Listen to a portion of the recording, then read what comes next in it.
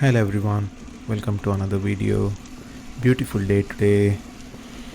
As usual, I'm doing my East Coast to Changi village ride, and as I like to do, I usually just look out for safety, cycles, everything. So as you can see here, I believe one TT person is coming behind, but he has phone in his hand. Again, I'll freeze this, so I'm not really sure if this is required. That's kind of an emergency. It's still safe here, still PCN, but it's weekend, there are lots of kids around, so I wouldn't recommend doing this. So today, especially, I have some roady foldy. So what I mean by that is it's not a road bike, it's not a foldable bike, I think, but it's a foldable or a non-foldable small roadie. So as you can see, in a minute or so you will see one of the cyclists who will come behind me. It's a beautiful bike, by the way. I'm not sure what this bike is. I believe I have seen it somewhere. Again, beautiful sunny day to ride. Nice weather, it's not too hot, it's just perfect. It was just a perfect day of ride. So now you can see here, one person is coming behind. It's a road bike handlebar, and I was amazed to look at this, so I just took a pause and let the cycle go by and followed him. I'm curious to know what this bicycle is. If anybody can let me know, it would be great. So I followed him here and just passed him by this bridge. The PCN part is over of the East Coast Park. Now we are on the actual road, so I can increase my speed limit about 25 kmph. So I was waiting to see if he will come behind. How fast is that bike? Because I was actually looking to buy a foldable bike. Just to keep it some variety in riding. I'm not saying I'm bored of the road bike, but I'm just curious. As a cyclist, I always want to ride a couple of different bikes to see how they feel. So this is around the 8 km mark. So I just went by. I was not expecting him to come around because, again, I'm not sure how fast a foldable can go, how restricted the gearings are. I'm not sure. I've seen many people with Brompton chase, but I was curious to see. So you can see him coming behind now. So I was just doing a decent pace. This was just a ride where I wanted to do. This was my first 60 km ride after a long time. So I was not trying to do, with full power or anything. I was just trying to keep it below 200 watts, a decent cadence of 70 to 75, speed around 28 to 30. Again, this went on for about, I believe, 2 to 3 kilometers. I'm not sure. I'm very much curious about this bike. And one thing amazed me is, many people say you need to have the best road bike or the best mountain bike to do cycling, but look at this.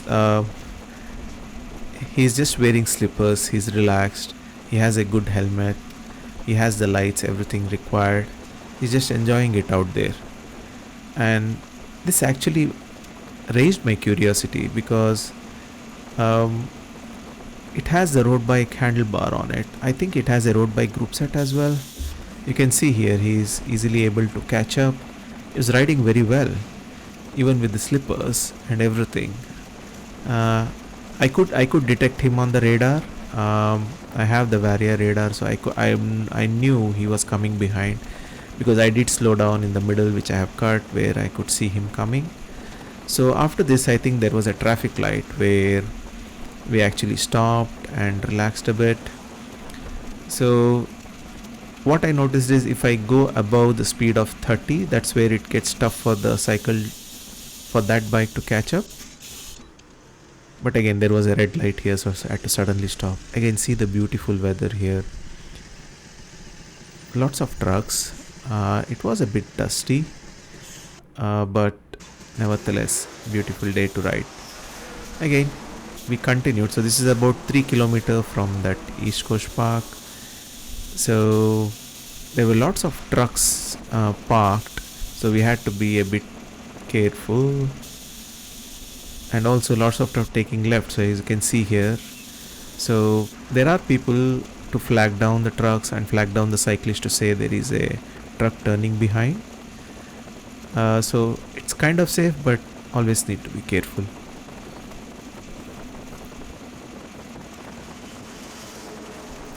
So this continued on for a while. So I was maintaining 30, 31. Heart rate has gone up a bit, but I was trying to keep it below 175. That way I can go for a longer ride. Again, I have added the Di2 overlay. You can see the gear ratio.